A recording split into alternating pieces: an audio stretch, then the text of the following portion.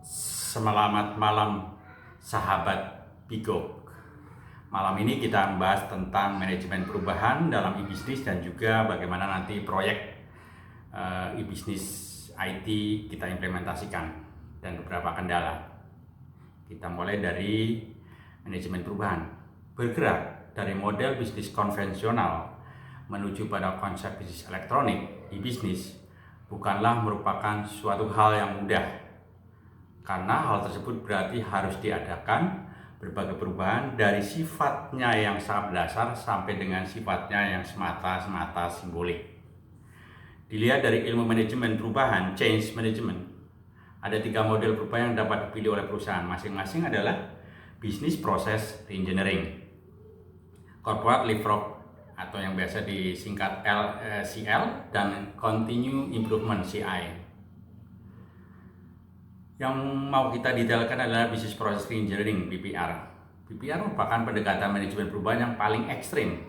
Ada 4 prinsip utama yang mendasari jalannya program BPR. Pertama adalah bahwa target dari perubahan yang diinginkan adalah perubahan yang sangat signifikan, dramatic improvement. Dalam arti kata, bukanlah sebuah perubahan kinerja yang kecil. Contohnya, target yang signifikan adalah kenaikan market share dari 20% menjadi 80%. Pertambahan jumlah pelanggan dari 10.000 menjadi 10 juta orang. Peningkatan pendapatan dari 10 miliar menjadi 500 miliar per tahun dan lain sebagainya. Itu yang pertama. Yang kedua, karena adanya target perubahan yang sangat dramatis tersebut, maka tipe perubahan yang dilakukan bersifat radikal, radical change. Tentu saja pendekatan ini memiliki risiko yang sangat-sangat tinggi. Karena perubahan radikal akan menyebabkan adanya langkah-langkah besar yang tidak diinginkan oleh berbagai stakeholder terkait. Ketiga, masalah paradigma berpikir. Target dramatis akan terpenuhi dan perubahan radikal akan dapat dilakukan jika semua orang terlibat di dalam proses perubahan bersama-sama melakukan perubahan pemikiran secara mendasar, fundamental rethinking mengenai bisnis yang digeluti. Tidak jarang terjadi bahwa buah dari pemikiran mendasar ini adalah perubahan bisnis inti, core bisnisnya, pergantian visi, misi, inovasi, produk, dan jasa baru, dan lain sebagainya. Dan prinsip yang terakhir, keempat, adalah bahwa yang menjadi fokus perubahan adalah proses itu sendiri, proses oriented. Bukan hal-hal lain seperti struktur organisasi, pola kepemilikan, strategi manajemen, bisnis plan, dan lain-lain. Alasannya, mengapa proses menjadi objek perubahan yang sangat sederhana? Karena di era modern ini, paradigma utama yang dipakai dalam bisnis adalah berorientasi pada pasar dan pelanggan, market and customer oriented. Maka di mata mereka, produk dan jasa hanya akan dilihat dari segi kualitas, kecepatan, dan harga. Sebuah perusahaan hanya dapat menjual produk jasa secara cheaper, better, faster dibandingkan para pesaing jika proses penciptaan barang dan jasa tersebut dalam perusahaan juga cheaper, better, faster. Oke, itu adalah business process reengineering. Kita loncat lagi ke corporate leapfrog. Berbeda dengan BPR yang bersifat radikal dan menyeluruh, di dalam CL konsep perubahan yang dilakukan sifatnya bertahap. Artinya, perusahaan membuat target-target jangka pendek dan menengah untuk dapat dipenuhi oleh perusahaan. Target-target perubahan tersebut pada waktunya akan menjadi titik perubahan, milestone, yang harus dicapai oleh perusahaan. Seperti halnya dalam BPR, target perubahan yang diinginkan pada setiap titik perubahan biasanya dinyatakan dalam ukuran kuantitatif, sehingga dapat dengan mudah dinilai keberhasilan dan kegagalannya. Jika berhasil mencapai suatu target di titik tertentu, perusahaan terus melanjutkan programnya. Sementara jika ada kegagalan dari satu titik, maka evaluasi sebaiknya dilakukan dan langkah-langkah harus diambil agar target tersebut tercapai. Itu adalah corporate leapfrog. Selanjutnya adalah tentang continuous improvement atau CI. Jika perubahan lain yang dapat dipilih adalah menggunakan usaha perbaikan secara gradual atau perlahan-lahan namun pasti. Dalam konsep CI, perusahaan memutuskan menggunakan pendekatan perbaikan kualitas dari hari ke hari tanpa adanya target yang mengikat secara kuantitatif. Yang terpenting bagi perusahaan adalah menanamkan semangat bagi seluruh manajemen dan karyawannya untuk selalu meningkatkan kualitas kerjanya dari hari ke hari. Perusahaan dapat dengan leluasa mempertimbangkan ingin menggunakan model pendekatan yang mana untuk berubah menuju pada konsep e-bisnis secara murni. Tentu saja masing-masing jenis memiliki kelebihan dan kekurangannya masing-masing. Biasanya perusahaan melakukan pemilihan berdasarkan pada banyak pertimbangan seperti faktor budaya perusahaan, tingkat krusial perubahan, kompetensi SDM yang dimiliki, struktur kepemilikan bisnis, dan lain sebagainya. Itu adalah bagaimana manajemen perubahan harus dilakukan dalam e-bisnis. Namun tidak mudah melakukan itu. Maka yang harus dilakukan bagaimana kalau kita akan melakukan sebuah proyek tersebut. Apakah kita akan melakukan proyek tersebut dengan menggunakan pendekatan seperti apa? Pasti kita butuh konsulting untuk melakukan implementasi dari sistem e-bisnis yang mau kita lakukan. Tetapi dalam implementasi teknologi juga tidak semudah itu. Kita juga harus berkolaborasi dari si internal. Ada sebuah counterpart dalam implementasi ini. Tidak semua proyek teknologi informasi di perusahaan berjalan mulus. Faktor kesiapan sumber daya manusia perusahaan maupun kualitas konsultan sebagai mitra kerja sama belum tentu menjamin keberhasilan implementasi sebuah proyek teknologi informasi. Cukup banyak konsultan multinasional di tanah air yang mengalami kegagalan ketika menangani proyek-proyek sebenarnya tidak tergolong sulit di beberapa perusahaan lokal. Sementara tidak sedikit pula konsultan lokal yang berhasil menangani proyek-proyek kompleks di perusahaan multinasional. Apa kira-kira menjadi parameter dari hal tersebut?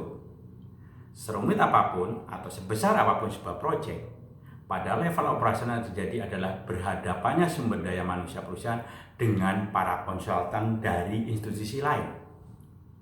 Adalah merupakan sebuah kenyataan bahwa belum tentu setiap sumber daya manusia baik dari pihak perusahaan maupun konsultan memiliki semangat yang sama dalam mengerjakan sebuah proyek tertentu. Masing-masing dari mereka tentu memiliki penilaian dan ekspektasi tersendiri dari keterlibatan mereka di dalam proyek. Di pihak perusahaan, jika seorang karyawan terlibat di proyek karena sebuah keterpaksaan, misalnya karena diperintah atasannya, maka kecil kemungkinan yang bersangkutan akan enjoy atau merasakan value dari penugasan tersebut. Sebaliknya, di pihak konsultan, jika tenaga ahli yang dipilih ternyata terlalu pintar, overqualified untuk mengerjakan sebuah penugasan, mungkin saja yang bersangkutan sedikit ogah-ogahan, setengah hati dalam mengerjakannya, karena baginya melakukan aktivitas tersebut tidak mendatangkan value baru. Sebuah metrik dapat dikembangkan untuk memperlihatkan hubungan antara manfaat atau value yang dirasakan oleh SDM di perusahaan dan konsultan terhadap potensi keberhasilan sebuah proyek teknologi informasi. Kita buat sebuah gambaran. Ada 4 kuadran. Kuadran pertama adalah win-win project. Kuadran kedua adalah knowledge transfer. Kuadran ketiga adalah free R&D. Kuadran keempat just for fun. Coba kita lihat kuadran pertama. Kuadran pertama, sebuah lingkungan di mana sumber daya manusia dari kedua belah pihak merasa mendapatkan manfaat dari proyek yang dikerjakan. Dalam keadaan seperti ini, biasanya proyek akan berjalan dengan cukup lancar karena semua pihak saling bekerja sama dengan baik. Tidak ada perasaan saling curiga maupun ingin memanfaatkan satu dengan lainnya karena seluruh pihak ingin mendapatkan sesuatu dari keberhasilan proyek tersebut. Dilihat dari sisi keuangan proyek, misalkan value of money for money menjadi pertimbangan utama. Jarang terjadi pertengkaran mengenai aspek-aspek proyek semacam ruang lingkup, kualitas, waktu, dan lain sebagainya. Karena setiap stakeholder merasa yakin akan niat baik masing-masing pihak. Suasana win-win semacam ini merupakan keadaan ideal sebuah proyek yang tentu saja akan memperkecil risiko terjadinya kegagalan karena berbagai masalah yang dijumpainya. Proyek-proyek teknologi informasi semacam implementasi ERP, Enterprise Resource Planning, intranet, e-commerce adalah beberapa contoh yang bisa mendatangkan manfaat bagi kedua belah pihak. Kuadran kedua, sebuah situasi di mana hanya pihak perusahaan atau klien yang merasa mendapatkan banyak manfaat dari keterlibatan sumber daya manusia di dalam proyek, sementara pihak konsultan merasa tidak memperoleh manfaat yang signifikan dengan keberadaan proyek tersebut. Contohnya, yang paling klasik adalah implementasi Office Automation System di sebuah perusahaan konvensional yang sebelumnya tidak pernah menggunakan komputer sama sekali. Bagi perusahaan tersebut, keberadaan komputer sangat menyenangkan karena selain merupakan hal baru, fasilitas tersebut dapat mempermudah hidup mereka. Namun, pihak konsultan merasa bosan harus mengajarkan kembali aplikasi standar seperti semacam word processing, spreadsheet kepada klien. Pada lingkungan semacam ini, biasanya konsultan akan cenderung tidak terlalu banyak terlibat intens di dalam proyek tersebut karena merasa jenuh. Di sisi lain, tidak jarang pula terjadi kegembiraan yang berlebihan dari klien karena adanya knowledge transfer dari pihak konsultan. Fenomena ini terkadang membuat pihak perusahaan menuntut hal-hal yang lebih daripada semestinya, over demanding.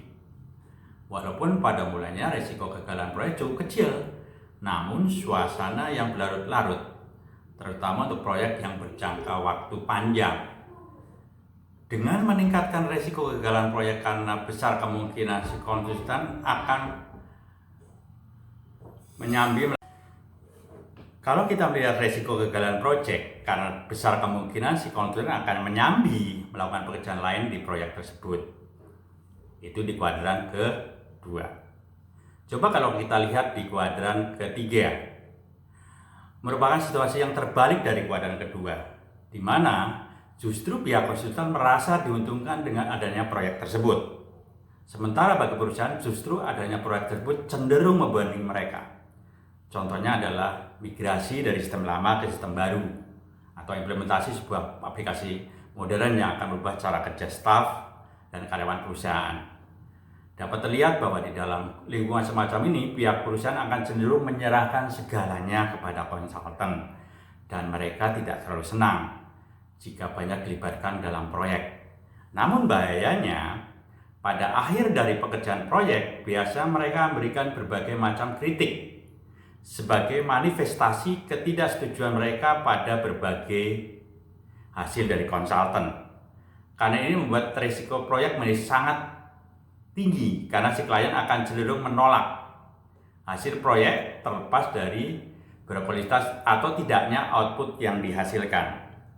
Tapi tidak jarang terjadi keadaan di mana klien merasa acuh tak acuh terhadap hasil tersebut yang dikeluarkan oleh konsultan.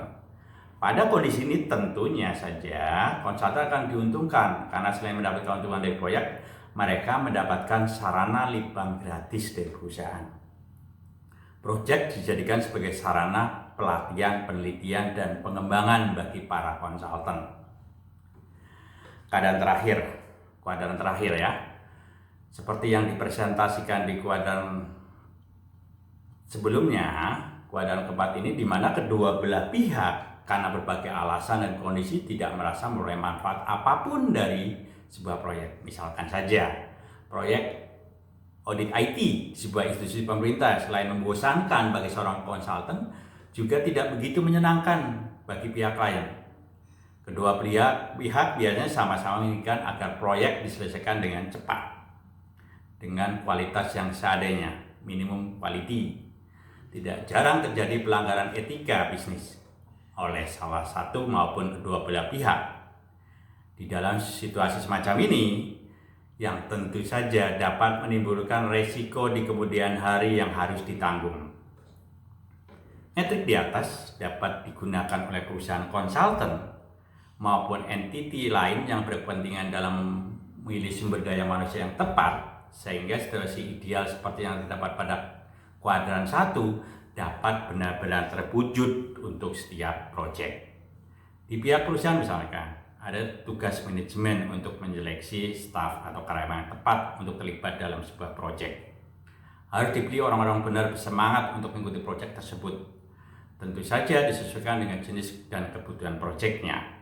Untuk proyek pengembangan sistem informasi keuangan misalkan, janganlah dilibatkan mereka yang telah beberapa kali terlibat proyek sejenis dan mengalami kegagalan, atau mereka yang selalu anti dengan perubahan yang mungkin terjadi akibat implementasi dari aplikasi baru. Di pihak konsultan pun hal yang sama berlaku. Selain dipilih orang-orang yang paling berkompeten di bidangnya, perlu dipertimbangkan pula semangat dan kemauan mereka untuk terlibat di dalam proyek yang ada. Di negara maju biasanya sudah tidak umum lagi dilakukan sistem penunjukan oleh seorang partner terhadap konsultannya untuk terlibat di dalam proyek tertentu, seperti yang kerap terjadi di Indonesia. Cara yang biasa dilakukan adalah dengan sistem penawaran kepada siapa saja yang tertarik untuk mengerjakan proyek tertentu. Bahkan, kalau terdapat jumlah konsultan bersedia melebihi dari kebutuhan proyek, lelang berdasarkan tarif kerja, fee atau rate-nya, dan kecepatan kerja time pun dilakukan secara langsung dan terbuka. Mungkin ini yang kita bahas malam ini, mudah-mudahan bermanfaat dan kita akan ketemu dengan video selanjutnya. Jangan lupa like, komen, subscribe di channel ini sehingga konten-konten selanjutnya akan menjadi lebih baik lagi. Terima kasih. Selamat malam.